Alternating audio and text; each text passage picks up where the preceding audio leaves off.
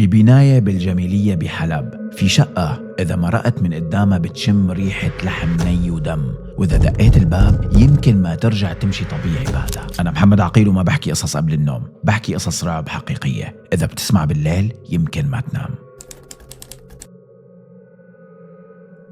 لينا بتحكي عن لسان صاحبة القصة. بالحرب اضطريت أشتغل بتنظيف الدرج ببنايات قديمة بحي الجميلية قريب من مدرسة الأمين. في بناية معينة كان في شقة دايما قدام بابها آثار دم وريحتها بتخنق، ريحة لحم معفن، مهما تشطف الدرج بتضل موجودة. الست اللي ساكنة فيها كانوا يسموها أم مصطفى، امرأة بخيلة عايشة لحالها وبيتها مليان قطط، صراخة ما بيوقف لا ليل ولا نهار. بتحكي صاحبة القصة وبتكمل: مرة وأنا عم بنظف لمحت باب شقتها مفتوح شوي، طلع منه ريحة أقوى من العادة وشفتها واقفة والقطط عم تصرخ بشكل مو طبيعي. خفت وهربت من البناية، وبعد فترة تشجعت وسألت جارة كبيرة بالعمر عن قصتها. الجارة سحبتني لجوا بيتها وهمست: هي المرة كانت عايشة مع أختها ما تحملت تعيش معها وانتحرت، زتت حالها من البلكون. هلأ لازم تركزوا كتير معي أصدقائي، من بعد هالحادثة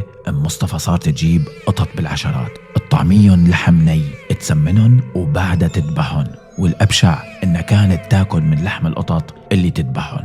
الريحة، الدم، السكين اللي دايما بإيدها كلها كانت حقيقية. وبيوم من الأيام شاب نسي شنتايته بالمدرسة، مرق من قدام البناية، شم الريحة وتجرأ يطلع، شاف المرأة واقفة على الباب وبإيدها سكينة، قالت له: تعال ساعدني، معي شوية أغراض. الشاب وقتها حس بالخطر ورجع خطوة ورا خطوة وبعدها هرب. راح اشتكى، بس الجواب كان: ما حدا بيسترجي يقرب عليها، الكل بيخاف. البناية لسه موجودة والريحة لسه بتطلع. أصدقائنا اللي بحلب خبرونا بالتعليقات، هل هي القصة حقيقية ولا من خيال صاحبتها؟ ضروري كتير تزودوني بالتفاصيل، أنا بالنسبة إلي أول مرة بسمعها، وكالعادة لازم أذكركم إنه القصص على ذمة أصحابها، ومشان هيك بثبت لكم دايما حسابات أصحاب القصص، وبيكون هاد شرطي الأساسي لحتى تنقبل القصة وتنعرض لإلكم. وبالنهاية إذا حسيت بالرعشة مو ضروري يكون بسبب الفيديو، يمكن يكون بسبب قرينك اللي قاعد عم بيشوفني معك.